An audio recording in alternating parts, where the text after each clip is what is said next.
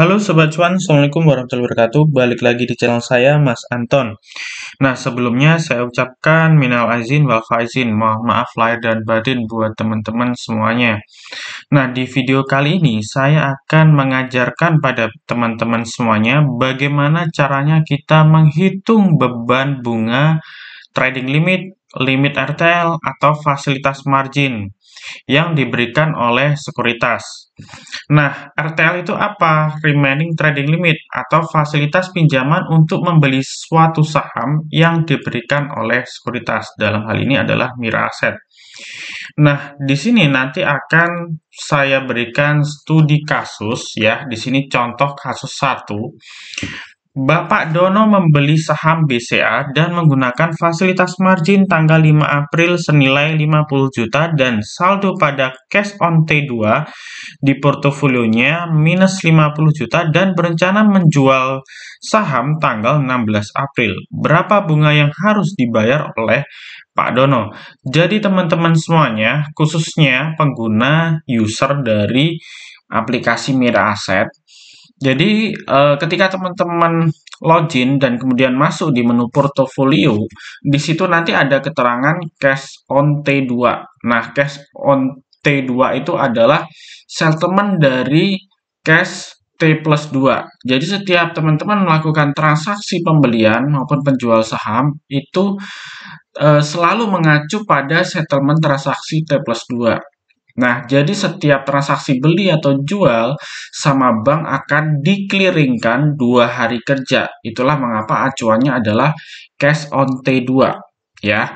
Dan teman-teman bisa perhatiin fasilitas dari RTL di portofolionya. Jadi biasanya di portofolio itu ada namanya remaining trading limit atau RTL. Teman-teman cek sisi sebelah kanan ya. Di bawahnya cash on T2, RTL-nya berapa? Biasanya kalau akun reguler dari Mira Asset itu fasilitas RTL-nya adalah 3 kali modal. Jadi kalau teman-teman modalnya 100 juta, biasanya dikasih fasilitas sampai 400 juta untuk beli saham. Gitu ya teman-teman ya. Nah, di sini dengan contoh Bapak Dono melakukan beli saham BPCA menggunakan fasilitas hutang 50 juta karena mungkin saldonya Pak Dono habis ya. Jadi misal teman-teman mau membeli saham, kemudian sahamnya keburu naik dan mau top up, males atau istilahnya kelamaan, teman-teman bisa menggunakan fasilitas margin yang diberikan oleh sekuritas, gitu ya teman-teman ya. Nah, di sini perhitungan bunga margin mengacu pada settlement T plus 2. Maka, bisa kita simpulkan T plus 0 beli adalah hari Jumat tanggal 5 April, T plus 1 beli hari Selasa 16 April, dan T plus 2 beli hari Rabu 17 April.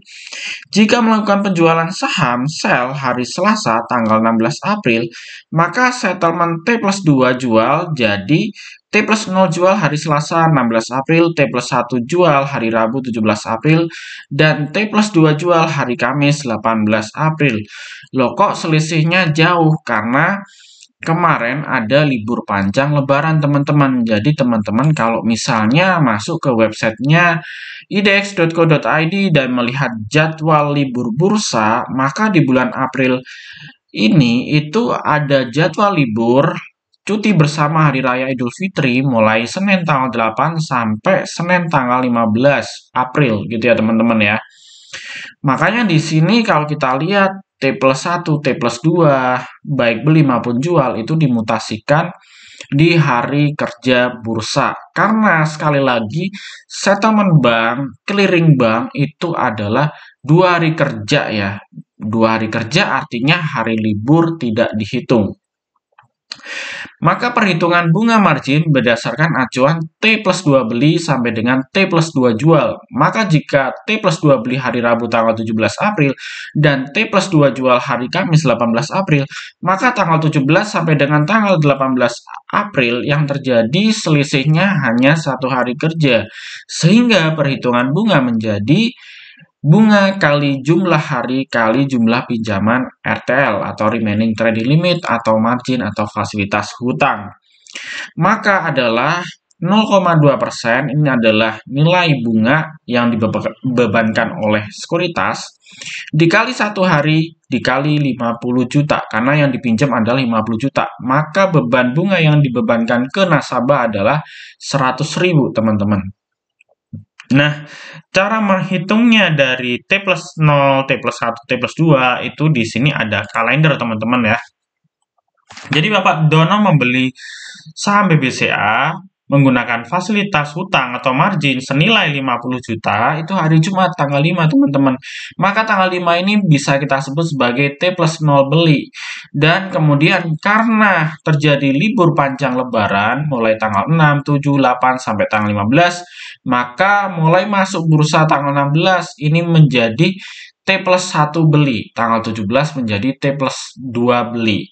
Sedangkan Bapak Dono berencana menjual saham BBCA tanggal 16. Otomatis tanggal 16 ini menjadi T plus 0 jual, tanggal 17 menjadi T plus 1 jual, tanggal 18 menjadi T plus 2 jual.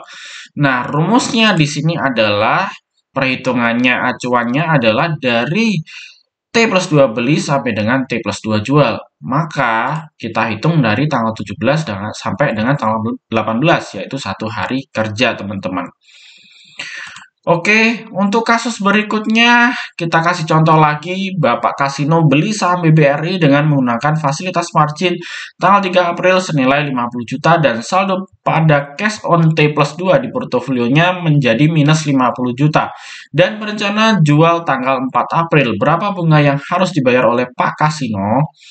Perhitungan bunga margin mengacu pada settlement T plus 2. Maka T plus 2 beli hari Rabu tanggal 3 April, T plus 1 beli hari Kamis 4 April, T plus 2 beli hari Jumat 5 April.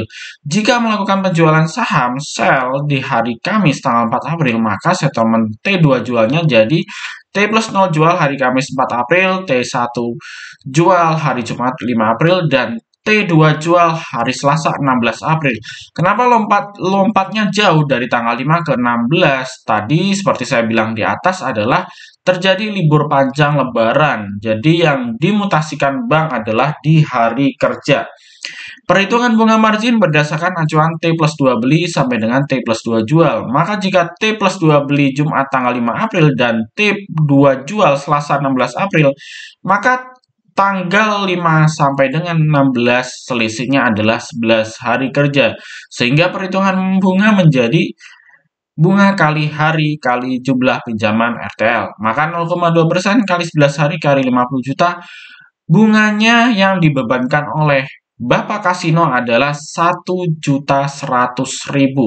Bandingin teman-teman, di atas tadi dia hanya kena 100.000 Pak Dono ya. Sedangkan di studi kasus 2, Pak Kasino malah kena 1.100.000. Padahal logikanya dia beli tanggal 3, jualnya tanggal 4. Cuman selisih 1 hari loh. Kok bunganya kenanya lebih gede daripada Pak Dono? Karena Pak Kasino ini, dia belinya hari Rabu, jualnya hari Kamis. Jadi kena bunganya panjang. Contohnya di kalender ini ya teman-teman ya. Pak Kasino beli hari Rabu tanggal 3. Maka hari Rabu ini menjadi T plus 0 beli, hari Kamis jadi T plus 1 beli, hari Jumat jadi T plus 2 beli. Nah, kemudian Pak Kasino menjual hari Kamis ya, cuman selisih menginap 1 hari Kamis. Tapi perhitungannya adalah dari settlement bank. Maka yang terjadi adalah hari Kamis ini tanggal 4 menjadi T plus 0 jual, hari Jumat jadi T plus 1 jual, kemudian tanggal 16 jadi T plus 2 jual, teman-teman. Karena mulai tanggal 6 sampai tanggal 15 adalah libur panjang Idul Fitri atau Lebaran. Jadi perhitungan bunganya mulai dari tanggal 5. Otomatis tanggal 6 ya. Tanggal 6, tanggal 7, 8, 9, 10, 11, 12, 13, 14, 15. 1, 2, 3, 4, 5, 6, 7, 8, 9, 10, 11. 11 hari kerja kena bunga ya teman-teman. Jadi message-nya adalah saran saya buat teman-teman yang sering menggunakan margin, jangan menggunakan margin di hari Rabu karena pasti kena bunga yang panjang. Sabtu Minggu akan kena. Seperti itu teman-teman ya. Jadi usahain jangan pakai fasilitas hutang, fasilitas limit, atau RTL di hari Rabu.